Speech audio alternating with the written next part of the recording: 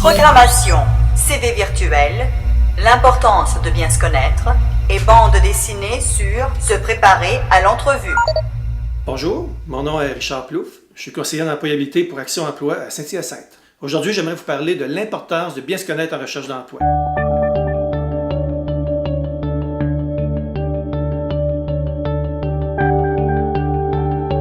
En recherche d'emploi, les gens pensent que l'employeur, juste en le regardant dans le blanc des yeux, va savoir exactement toutes ses compétences, toutes ses aptitudes. Malheureusement, c'est un peu plus compliqué. En recherche d'emploi, les gens, des fois, se connaissent très mal. Surtout les travailleurs âgés de 50 ans et plus, parce qu'ils ont travaillé très longtemps au même endroit, ils ont occupé des postes semblables, mais toujours à l'intérieur de la même entreprise. Fait qu'ils ont développé des compétences qui font depuis tellement longtemps que ça devient comme une espèce de seconde nature. Fait que c'est naturel pour eux. Puis quand ils arrivent pour se vendre en entrevue, ils ne savent pas quoi dire comme compétences. Parce que pour eux, ils le font normalement, comme si de rien n'était. Donc, il faut qu'ils apprennent à mieux se connaître. Puis c'est pas toujours facile tout seul. Donc, un des trucs, c'est d'aller voir un organisme semblable à Action Emploi, ça peut être un club de recherche d'emploi aussi, peu importe. Un endroit qui va les aider finalement à se voir de l'extérieur, puis à mettre sur papier qu'est-ce qu'ils ont développé comme compétences, aptitudes et attitudes tout au long de leur carrière professionnelle. La plupart des chercheurs d'emploi ont la difficulté à se vendre en entrevue. La principale raison, c'est parce qu'ils se connaissent mal. Donc, il faut qu'ils disent quelque chose qui va les différencier, un peu comme une empreinte digitale en fin de compte, qui fait que cette personne-là est différente des autres, puis qui va faire la différence en fin de compte au poste sur lequel il applique. Qu'est-ce qui fait que sur 10 candidats, moi je fais la différence? Bien, c'est mon expérience personnelle à moi, ce que j'ai fait à cet endroit-là précis, et aussi mon expérience de vie avec mes collègues et tout ça. Un bon exemple concret d'empreinte digitale, c'est que j'avais une cliente qui a travaillé longtemps, une douzaine d'années au Chute-Niagara, dans un restaurant au service à la clientèle. Normalement, l'entrevue, elle pouvait dire qu'elle avait de l'entre-gens, de l'écoute, qu'elle était sympathique. Mais le fait qu'elle dise qu'elle a travaillé au Chute-Niagara, c'est qu'automatiquement, elle est bilingue. En plus, elle a travaillé avec une clientèle diversifiée qui venait de plein de pays, qui parlaient anglais plus ou moins bien. Donc, il fallait qu'elle soit capable de s'adapter énormément aux gens qui arrivaient là. Puis c'était jamais la même clientèle. Donc, c'était un gros défi pour elle. Le dire en entrevue, ben, c'est ça qui la différencie des autres candidates.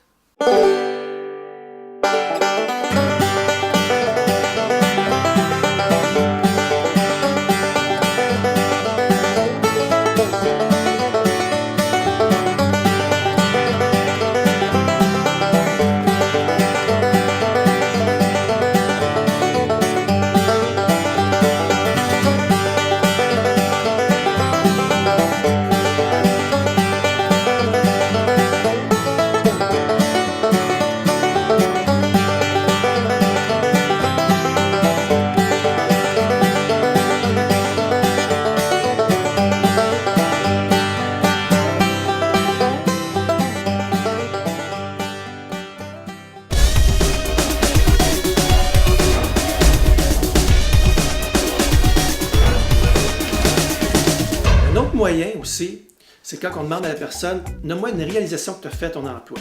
C'est certain que les 50 ans et plus sont un petit peu gênés de se vanter, tout ça, ils ont peur d'être un peu prétentieux, mais on leur dit « Regarde, c'est de la fausse modestie, nomme-moi une réalisation que tu as faite ». À ce moment-là, ils vont sortir quelque chose où est-ce qu'ils ont utilisé une compétence précise qui fait qu'ils sont démarqués des autres. Puis là, ils réalisent tout d'un coup que c'est quelque chose qui est différencié, encore une fois, du troupeau, des candidats qui sont comme tous pareils. Fait que c'est ça un peu l'empreinte digitale. C'est vraiment la petite différence, mais qui fait toute la différence. Ce qui est important aussi, lorsqu'on parle de réalisation, ça se peut que la personne ait un travail légèrement routinier, ou est-ce qu'on ne peut pas se surpasser tout le temps. Mais moi, je connais quelqu'un qui est asthmatique, puis qui a fait la traversée du Canada en vélo pour ramasser des fonds. Ça, c'est une belle réalisation. Ça implique du courage, de l'organisation. Ils ont créé un site web, donc il s'est mobilisé, puis il a dépassé ses limites. Ça, c'est une belle réalisation qui peut être dit en entrevue, parce que ça dénote un paquet de qualités que l'employeur va être content d'avoir dans son équipe en fin de compte. L'autre truc pour voir les compétences qu'on possède, c'est faire comme si on engageait quelqu'un qui voulait occuper notre poste. Là, on lui dit c'est quoi les compétences que ça prend pour occuper ce type de poste-là. Donc, automatiquement, la personne, sans s'en rendre compte, va nommer les compétences qu'elle possède déjà. Mais elle va le dire à quelqu'un d'autre. C'est un peu comme si elle était dissociée, comme si elle passait l'entrevue. On fait ça avant d'aller en entrevue pour sortir les bons mots au bon moment. Ça, c'est une autre façon très, très utile.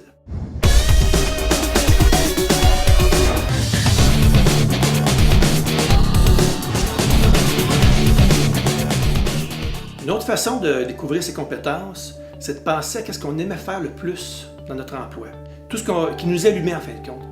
Puis Puis qu'est-ce qui fait qu'on aimait cette tâche-là? Souvent, c'est qu'on était bon là-dedans. Fait que faut décortiquer un petit peu c'était quoi la tâche, à partir du début jusqu'à la fin. Puis là, en même temps, ça nous dit exactement c'est quoi les compétences que ça prend pour y arriver, pour la faire. Puis si on trouvait ça facile et qu'on aimait ça, c'est parce qu'on possède la compétence, c'est clair. Par exemple, j'avais un participant qui était soudeur, mais il faisait un petit peu de tout aussi. Puis lui, il s'organisait pour pas que les machines brisent. Puis il aimait ça observer. Donc, à un moment donné, il y avait un convoyeur qui accumulait beaucoup de boue. Puis à tous les jours, il fallait arrêter le convoyeur pour enlever la boue, puis tout ça pour que ça roule. Mais lui, il a trouvé l'idée de mettre un genre de petit scraper, entre guillemets, qui faisait que la boue ne s'accumulait pas. Donc, ils ont sauvé beaucoup d'heures de production. Et puis, grâce à son observation en fait de compte, puis à son ingéniosité. Fait que ça, c'est des compétences qui ressortent en entrevue, qui sont primordiales pour lui. Encore une fois, c'est une empreinte digitale qui le différencie des autres candidats. Soit en groupe ou individuel, il y a des tests psychométriques qui existent, qui fait qu'on peut découvrir un peu notre profil. La personne apprend à mieux se connaître, puis surtout à mettre des mots sur les compétences. Puis ça vient valider pourquoi elle est bonne dans ce qu'elle faisait, puis ça vient lui donner de la confiance en même temps, en apprenant à mieux dire c'est quoi ses compétences. Donc les gens se réapproprient les compétences, mais après ça, ils sont capables de l'expliquer à un employeur. Sinon, auparavant, ils pouvaient juste dire tout ce que tout le monde pouvait dire en entrevue, donc ils ne pouvaient pas se démarquer. S'il vous plaît, lorsqu'on vous demande vos compétences, évitez de dire que vous êtes ponctuel et honnête, parce que l'employeur s'attend à ce que vous soyez à l'heure et s'attend aussi à ce que vous soyez honnête. Donc, il faut dire autre chose que ça. Au lieu de dire que vous êtes honnête et ponctuel, trouvez une compétence qui est en lien avec le poste sur lequel vous appliquez. Au niveau soit de la productivité, soit de la précision, soit de la persévérance, peu importe. Mais faites l'arrimage entre vos compétences et le poste. L'employeur, il faut qu'il vous voie occuper ce poste-là. Que vous soyez honnête et ponctuel, ça, c'est la moindre des choses. Mais les qualités qu'il recherche, c'est pour occuper un poste précis avec des compétences précises.